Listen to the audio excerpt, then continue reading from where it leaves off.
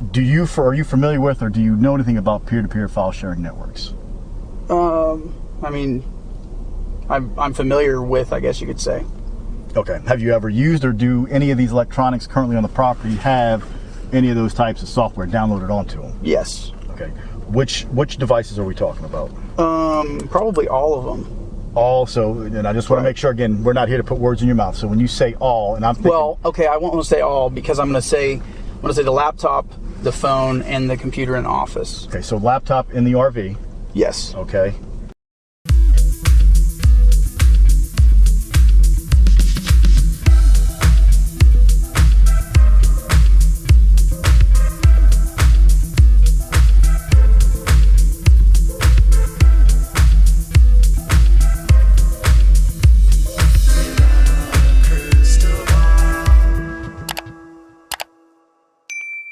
Hey everyone, it's Katie from Without a Crystal Ball. It is Friday, February 11th. It's the day where we get the response to Josh Duggar's request for a new trial, his request for an acquittal, or his request to dismiss one of the counts of his indictment.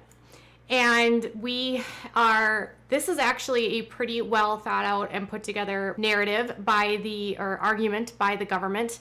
They had to overcome some questions that Josh Duggar brought up about whether or not they were able to bring Caleb Williams onto the stand, and whether or not they misused one of their government witnesses, James Futrell, and a number of different issues. But the government didn't really hold a lot back. It is a 30-page response. I was quite surprised with how much they revealed, how much Josh Duggar either lied, told on himself, or is trying to throw out conspiracy theories and not accept the blame. So they even put his own attorney on blast. I was like, whoa.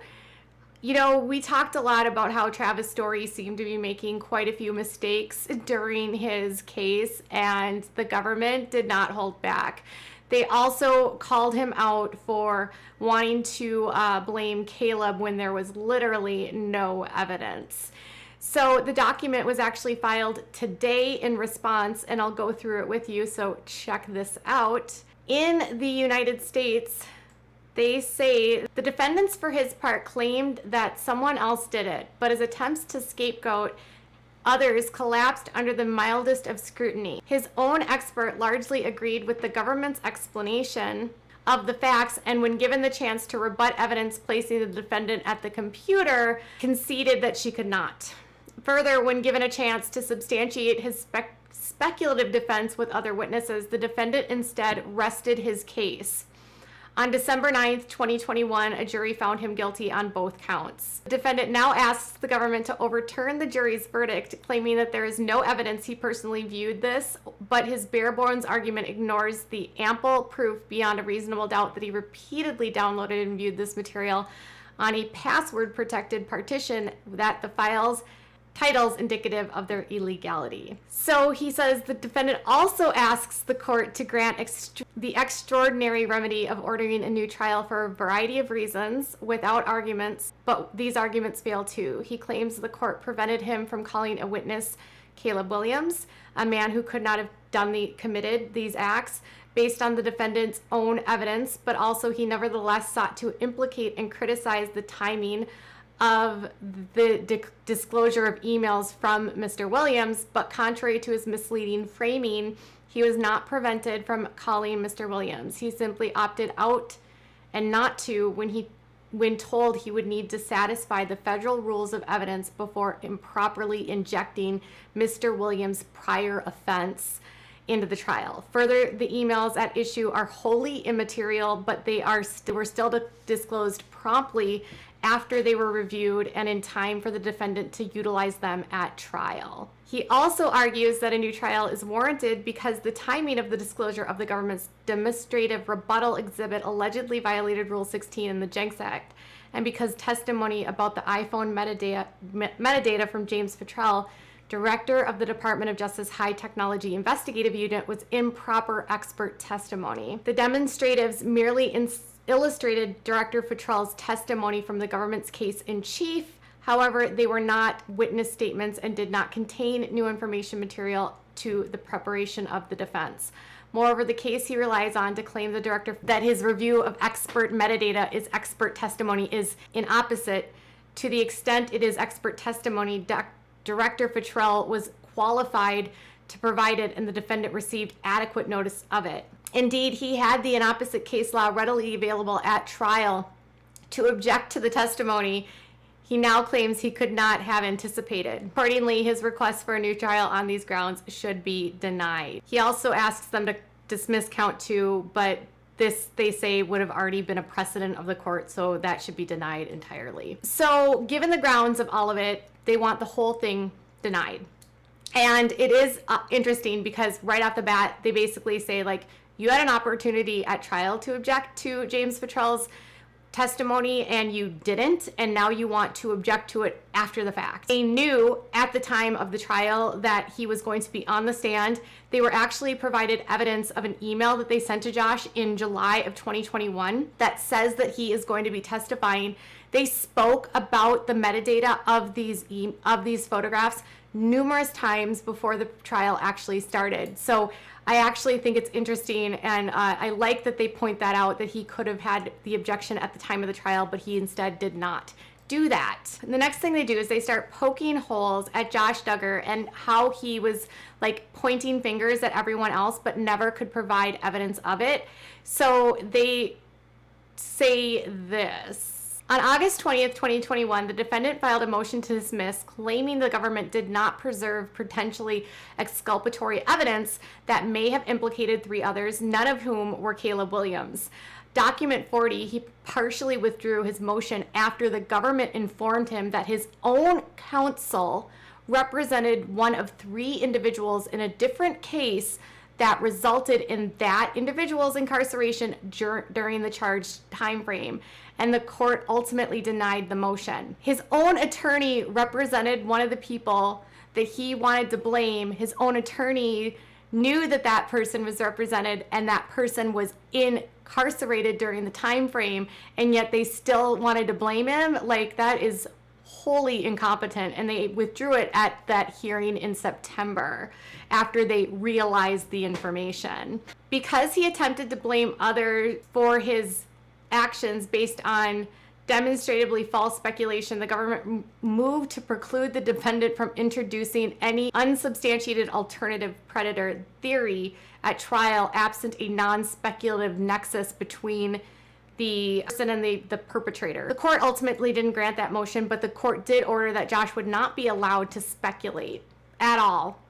And he had to have facts to back up everything that he said, otherwise he would not be able to bring up a third party. They go into quite a bit of detail about how it's pretty difficult for him to be able to be granted a new trial, which I basically told you, because they say that, you know, he would have to have, there wouldn't have been enough evidence for the jury to have convicted him with beyond a reasonable doubt. And basically they argue that there was literally so much evidence that proved beyond a reasonable doubt that Josh was there, that it would be completely inappropriate to grant either an acquittal or a new trial based on that idea alone. In regards to the viewing of material, he wants an acquittal, says because he says that you can't prove that I looked at the content. And it says the defendant's motion not only ignores the ample evidence proving he viewed this material, but it's also critically misstates the element that the jury considered them determining his guilt.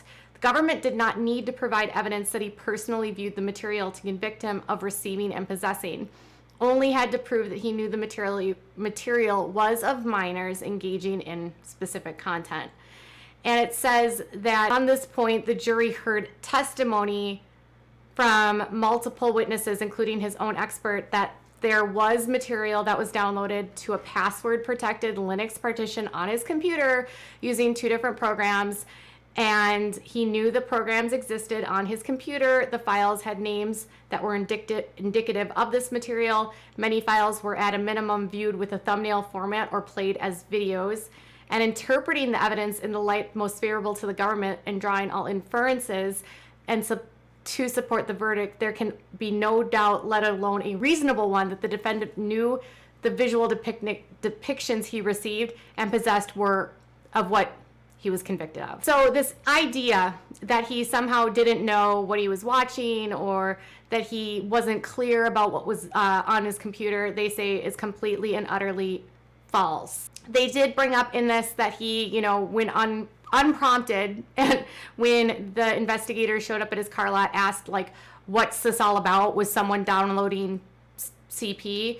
And they heard clips of the interview where he said that, you know, he had on his computer. Now, this is the funny part, you guys. Well, not so funny, but they point out that Josh Duggar actually told on himself. Yes, Josh Duggar, in an interview with the HSI agents in November of 2019, he told them what they would find on his computer. He knew what was on his computer, but the things that they found on his computer were only found on the partition side, which means Josh knew what was on the partition side because the Onion browser and the peer-to-peer network were not found on the desktop side. They were found on the Linux side.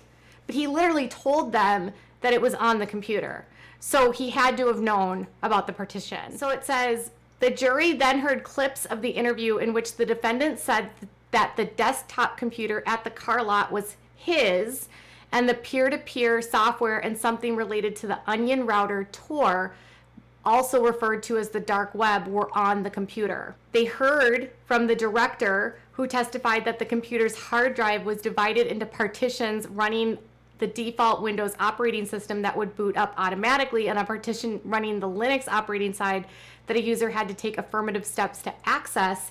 He explained that the Linux partition was created on May 13th by someone physically present at the computer, and the defendant's expert, Michelle Bush, conceded this fact on cross-examination. So they can't disagree that someone had to physically be at the computer to download it and place it on the computer.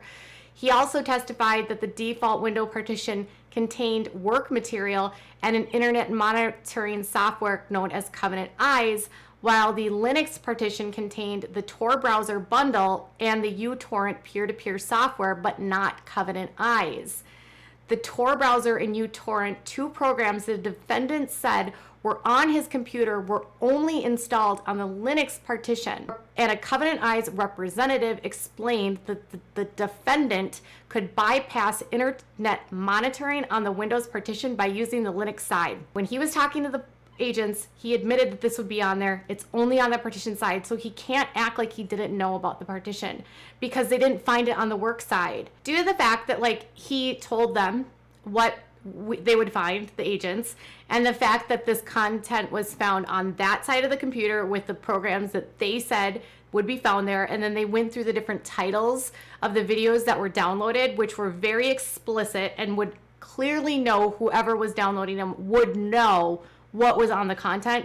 They say that they should not be given an acquittal because there's literally no evidence to prove that he's not guilty. Basically, they're saying the jury had so much evidence to prove his guilt that you can't just acquit him. When it comes to wanting a new trial, they tried to argue that the defense was precluded from calling a witness that they wanted to call. And they claimed that because they were not allowed to call Caleb Williams and were not allowed to gain access to potentially exculpatory evidence, which had at the time included emails that he had sent a few days prior, or maybe a day the trial started, this is what they argued. The notion that Caleb Williams committed these offenses is pure fiction, a story advanced by the defense for the sole purpose of casting blame, regardless of evidence to the contrary, of a offender. Yet the defendant now claims he was entitled to a new trial because the court precluded him from calling Mr. Williams as an alternative perpetrator. A review of the record reveals the opposite. The court allowed the defendant to call Mr. Williams to develop the theory, but simply limited his ability to introduce evidence of his prior offenses, pursuant to the federal rules of evidence, until he established a non-speculative nexus between Mr. Williams and what was found on the computer. Faced with the certainty that he could not establish the nexus needed to trout out the witness's offender status, the defendant elected not to call him. His failure to call Mr. Williams was therefore a strategic decision made with counsel, not a limitation imposed by this court, and his motion should be denied. I think it's pretty simple. He could have called Caleb, but he was not allowed to bring Caleb onto the stand unless he could offer something beyond speculation, unless he could actually tie Caleb to the offenses. And there was literally no proof that he was there. Caleb actually, in the emails that he sent, provided screenshots of where he was, photographs of where he was on the days in question, and showed that he actually was not at the property, wasn't at the car lot on these days. And even if he was there beforehand, there was already testimony from experts revealing that this couldn't have been done from a remote access, and that they never were able to establish that remote access ever even happened. They even talked about how in the opening statements of the case, they were going to do a classic case of whodunit, and yet they never called any of these other supposed culprits to the stand. So they had other people they could have potentially blamed but didn't. So it's not clear why they're focusing so much on Caleb, other than the fact that he's the only one of the three that happens to have the status of an S offender. So these are the opening statements. It says, Randall Berry, you are going to hear that he talked to the feds twice. First, November 8th of 2019, the day of the executed search warrant. He confidently, on a recording, by the way, told them, I didn't even start working at the car lot until June of 2019. They said, great, couldn't have been you, weren't there. And pay records clearly revealed that he was there in May of 2019 at the earliest. Agents go back to him and he says, all right, May 20th, that's the date, on a recording, by the way. Members of the jury, you are going to see in evidence a picture of timestamps of Randall Berry at the car lot on May 16th of 2019, squarely within the window of time that matters. That was actually never, ever put into the court. Like, they never called Randall Berry. Randall never took the stand. They never provided the evidence that they claimed that Randall was clearly at the car lot on May 16th. So they never brought Randall Berry, who was the other a potential culprit, onto the stand. Why would they put that into their opening statements, but then omit it when it came to the trial? Then they also brought up William Mize. He told agents, I'm just a homeless guy with no computer sophistication. They said, great, we don't need to hear any more. Thanks for your time. You're going to learn over the course of the trial that he bought 8 cars, approximately 5 to 8 cars, from wholesale motor cars, that he was regularly at the car lot, and that he worked there on occasion to make extra cash. And you are going to hear from a witness who is going to testify from the witness stand that he personally observed Mr. Berry sitting in a van regularly outside of a McDonald's, accessing the McDonald's Wi-Fi. It was so remarkable to this witness that they literally gave him the nickname McLoiterer. You can't make this up. William Mize worked there, could have been there, and apparently Randall Berry is stealing the Wi-Fi from McDonald's, which I don't know what that has to do with his car lot.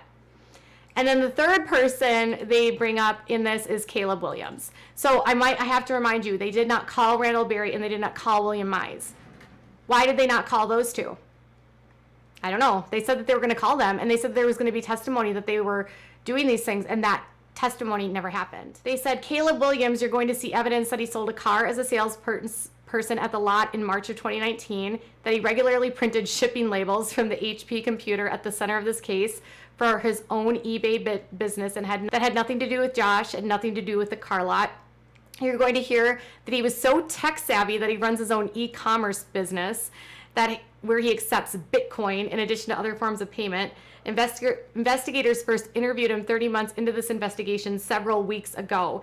To this day, they have never looked at his devices. He sends a text message we're going to introduce into the evidence in this case to Josh on May 7th, just before this time period that matters. And he says he's available to, quote, watch the lot, end quote. In the upcoming week, members of the jury, there's so much more to this case than the prosecution wants you to believe. Josh had a lot of theories, but he was not allowed to introduce speculation. This is what they say about why that never happened. The defendant's insistence that this case was more complicated than it seems, however, could not be squared with the evidence. Specifically, Director Fattrell explained that Ms. Bush conceded that whenever set up Whoever set up the Linux partition had to be physically present at the defendant's computer on May 13th. After Ms. Bush's concession, defense counsel told the court that he intended to call Mr. Williams, but wanted to first address objections from the government and consult with his clients in the light of the testimony. So Ms. Bush agreed you had to be physically there to install this. When the government then questioned whether the defense had whether they had good faith to believe that Mr. Williams was in Arkansas between May 13th and May 16th, the time frame set in the defendant's own expert, the defense counsel proffered, among other things, that Mr. Williams previously worked at Wholesale Motor Cars, could authenticate rent records from March 2019, and familiarity with the computer, texted the defendant on May 7th offering to help watch the lot, and spent the night at the defendant's brother's car lot on May 9th. The government proffered that Mr. Williams denied both a defense investigator and the government that he was in Arkansas during the time frame, and sent the government unsolicited email reflecting that he left on May 11th and stopped at an Apple store in Missouri. And the government also advised that an Apple representative was present to verify Mr. Williams' receipt from the store, and his mother was present to testify that he was in Illinois starting on May 12, 2019. Based on these facts, the government argued that the only conceivable interest the defendant had calling in Mr. Williams at that point was to improperly introduce his S-offender status to confuse the jury. So it's not just that they couldn't bring Caleb Williams in, it was more that they had evidence and a receipt that he was in Missouri during the days in question, and his mom was willing to testify that he was at home on the 12th. And so if that's the case, they're kind of being dishonest here, claiming that the government and the court didn't allow them to testify. So at the end of the day, they say that he could not and still cannot establish a non-speculative nexus between Mr. Williams and the offenses, or even a nexus between him and the state of Arkansas. Since Mr. Williams was not in Arkansas, then the only conceivable purpose for calling him was to confuse the jury with evidence of that he was an S offender that had peripheral contact to the car lot outside of the charged time frame. And the court never prevented him from testifying, but he chose not to when he realized that he couldn't bring up that and he wouldn't be able to overcome specific issues within the testimony. They also wanted, I think this is interesting too, is they pointed out that Josh had actually brought up multiple people before he thought that Caleb Williams was going to be the person that did this, because they point out that the insistence that he improperly precluded from calling Mr. Williams, and only Mr. Williams, at trial not only rewrites his own tactical decision not to call the witnesses, but it also exposes his true interest in dragging Mr. Williams' name into the case to inflame, confuse, and mislead the jury about his status as an SO. He claims that Mr. Williams had any involvement with the instant offenses is nothing more than rank speculation, and it is rightfully excluded from the trial based on an established precedent and under federal rules of evidence. Then they go into how they didn't violate the act, which said that they didn't disclose promptly that they received the evidence. They showed that they gave them enough time and they had ample time for the defense to utilize them at trial. Plainly stated, the contents of the emails, which the defendant now complains of, are not exculpatory material or even relevant for use at the trial. They also point out the government has no duty to disclose evidence that's neutral, speculative, inculpatory, available to the defense from other sources, not in the possession of the prosecutor, over which the prosecutor has no actual or constructive control. And the defendant bears the burden of showing that the favorable evidence could reasonably be taken to put the whole case in such different light as to undermine confidence in the verdict. So they point out here that Mr. Williams was not identified as a possible suspect or witness by law enforcement, that he explained at trial that throughout the entire course of the investigation, through all the interviews of all the different witnesses and statements, and more importantly, the examinations, that Caleb's name had never come up. And they said that the defense later told the court at trial that they had been trying to speak to him for months but had been unsuccessful, which raises serious concerns about the defense's claims that he has a viable alternative perpetrator. So they weren't able to actually speak with him. So they say that he manufactured an unfounded insertion of Mr. Williams into the case. Law enforcement spoke with him and his attorney by telephone, And he said that he traveled there for a medical appointment. They go into what he had to say. They also go into the fact that they sent him an email to clarify some minor facts that, were about the computer. They brought up that he had some passwords. The government asserts that Caleb sent them a ton of information, which basically exonerated him and proved that he wasn't at the car lot. He went above and beyond. They did not ask for this information. And when they found the information, they properly disclosed it to the defense. And they claim that he seized the word passwords, which was in the email, that he was entitled to a new trial because Caleb had access to passwords. But the passwords that Caleb actually brought up were passwords that he knew of the siblings. Caleb never made any at all, never said once that he knew the password to the computer or to the partition, only that he had access to passwords for siblings. They also said that this idea, the passwords, was a red herring. They wanted to claim that the password was like some sort of secret password, but that was not what the government argued. But they claim that it's a red herring. So this is what they had to say about the red herring. Repeatedly, the defendant's recurring claim that the government's case hinged on the secrecy of Intel 1988, that this was the cornerstone of the prosecution's case, is a red herring. It is the theory created by the defendant in the hopes that the government would adopt it so he could present evidence to the contrary.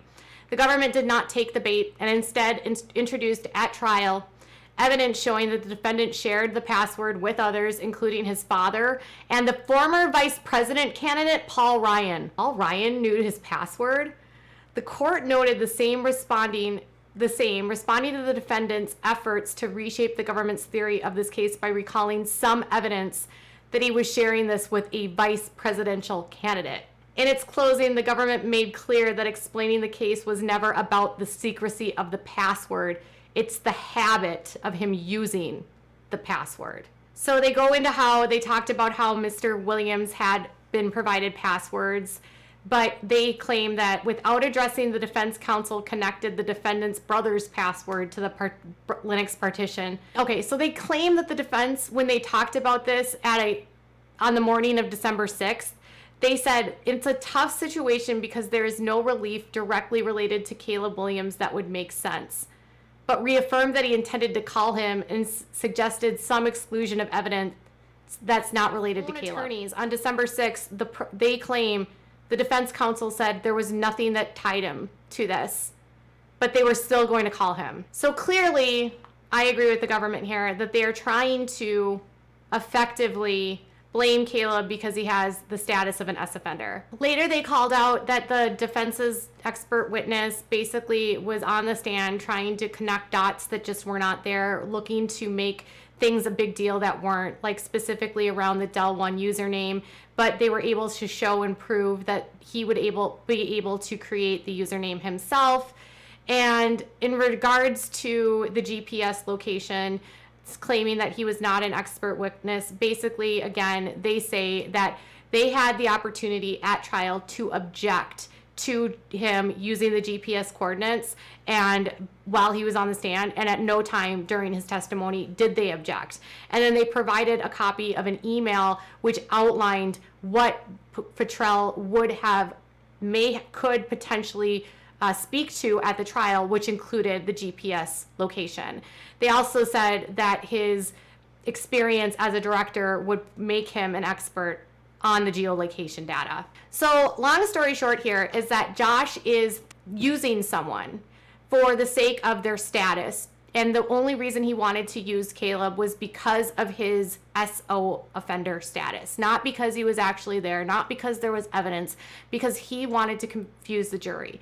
The judge gave him the opportunity to call him, but the judge said to his counsel that you would not be allowed to speculate. The judge even said to him, if you ask Caleb if he remote accessed and Caleb says no, that's as far as you can go. So they knew they were going to hit a brick wall. They also knew the government was going to call people that were going to counteract the allegation that he could have been there by stating he was at the Apple store in Missouri and he was back home by the 12th. Therefore, he wasn't there on the dates in question. I like that they call it actually a red herring.